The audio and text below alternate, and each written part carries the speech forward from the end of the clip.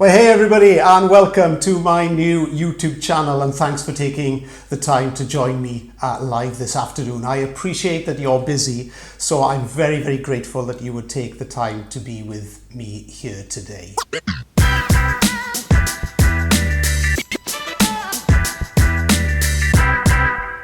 Oh my word. It's just incredible, isn't it? When we look back at the last 3 months and what's happened on our planet, it is just quite incredible. Not just the whole COVID-19 thing, but I don't know about you, but there's other storms inside the storm. The scenes that we've seen from Hong Kong with the increased instability that's going on there, and also the situation that we've seen in Minneapolis around the sad death of George Floyd. So all of these things are culminating to create a superstorm or a perfect storm. And I don't know about you, but as a business owner and as an entrepreneur, I'm really looking at what the future holds for us in business and in technology specifically. And I'm trying to think my way out of this paper bag right now. So some of you have maybe been asking, where's Phil been over the last couple of months since moving on from Continuum? So today I want to share with you some of my thoughts specifically on what I have been up to.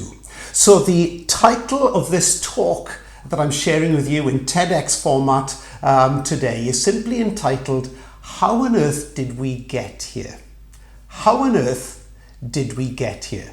And so I'm going to cover quite briefly in the short time that we've got together 3 Ds. I want to talk about disruption, I want to talk about depression, and I want to talk about data. So let's dive in first of all and talk about depression.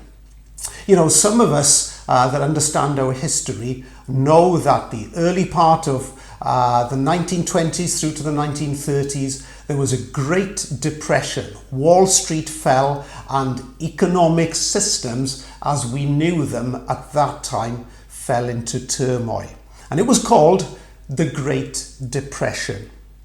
Since then, we've never had any cataclysmic financial change of that nature that has happened.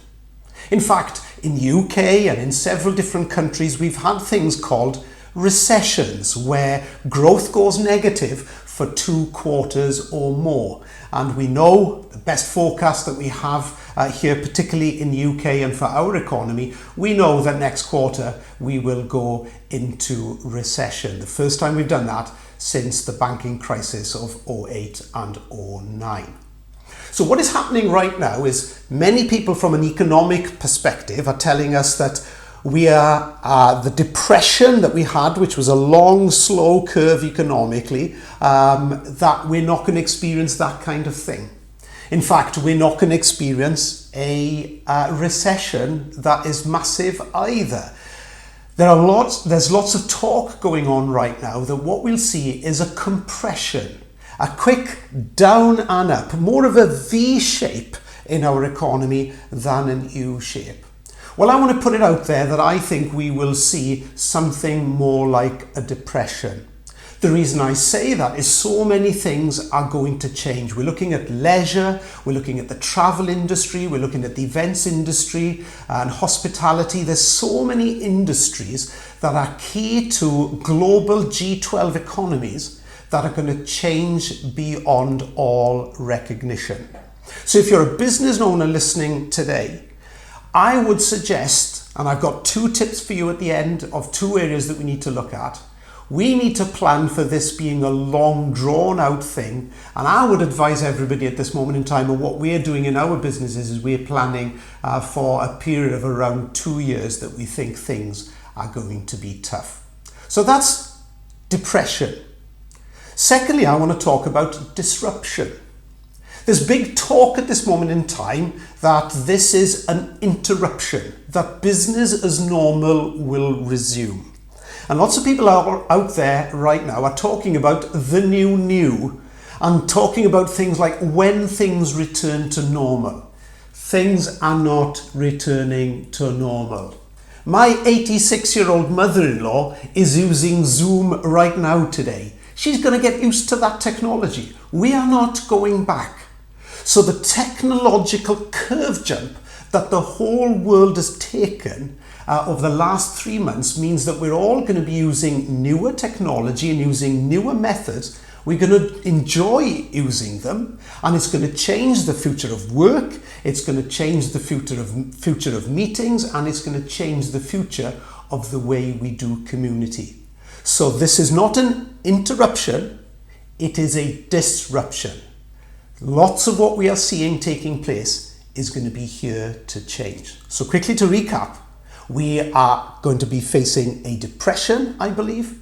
Secondly, this is a disruption, it's here to stay. And lastly, I want to talk to you about the subject of data. You see, all that's happening right now is I'm talking to you in data. Right now, there's ones and zeros in binary format that's heading all the way up over the Ethernet onto YouTube, and you are watching it in the comfort of your home or office. This was not possible if we had not got here technologically. You know, I love reading history, all about the Enlightenment and how that led to scientific research and how there was an insatiable desire to discover so many different things, and that gave birth to the Industrial Revolution that pivoted us to the world that we know today. So in a short space of 300 years, we went from the Industrial Revolution to the birth of electricity that then transformed so many things in our lives that we rely on today. And that discovery of electricity gave birth to the semiconductor and the birth of the computer age that we have today. There is a computer in everything. The watch that you wear, the washing machine that you use, the dishwasher that cleans your pans. There is personal computing power in everything, and all of it runs on data. And so the challenge for us as a society that I want to talk about when I speak to you next week on Monday at 3 o'clock is, where do we go next? You see, unless we deal with this challenge that we have with data, we are not going to be able to change the world in the way that we want it for meaningful change. Let me explain. You see, what's happened is over the last 20, 30 years, we've just got hyper-connected. We've strapped devices to the internet. We've given ourselves things like massive broadband connections that can transmit video and transmit information in a very, very efficient and effective way from one place to another quickly. We've developed apps that go on mobile phones, and to use a Microsoft term that we used way back in the noughties, we have become a mobile-first, cloud-first world that we are living in, where all the data is stored online, and that we are using more and more mobile devices to connect to it. And my concern is 5G isn't even here. And my concern mainly for where we go is not the disruption, and it's not the depression that might be coming our way. It's our use of data. GDPR, I love what a friend of mine says. He says that actually stands for give data proper respect. And the reality of our world is we have not given information enough respect. You see, for too long we focused in IT, in information technology.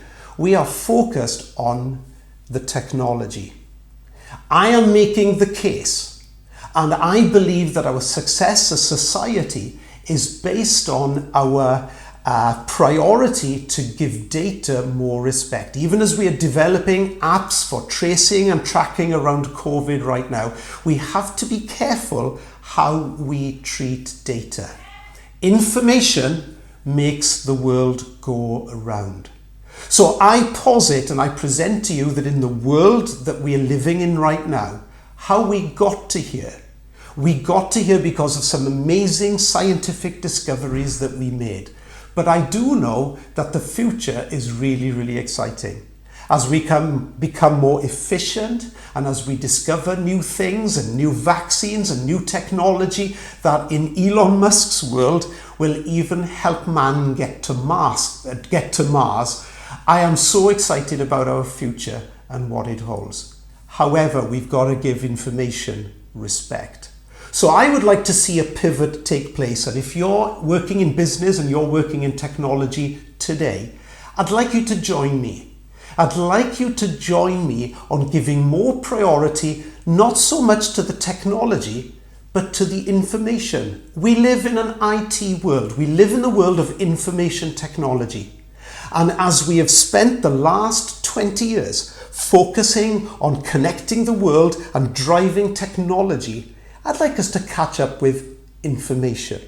That our information would balance up and that we would do developments in that area in terms of security, in terms of the way that we treat data and use data and manipulate data and who owns it and who has it. We need to make sure that we get these things right in order to build ourselves a successful future. So join with me next week. Tune in next Monday as we talk once again about our ever-changing world, and I talk to you not so much about how we got here, but where we go next. Thanks for taking the time to listen this afternoon. If you've got any comments or anything that you'd like to share with me, please take the time to connect with me online. Please follow me on all of my channels. And right now, if you do me a big favor, just hit the subscribe button below and check that bell so that you can get all the notifications and all the videos released to you as I release them over the year that lies ahead. Thanks for taking the time to be here. Stay safe. Have a great weekend.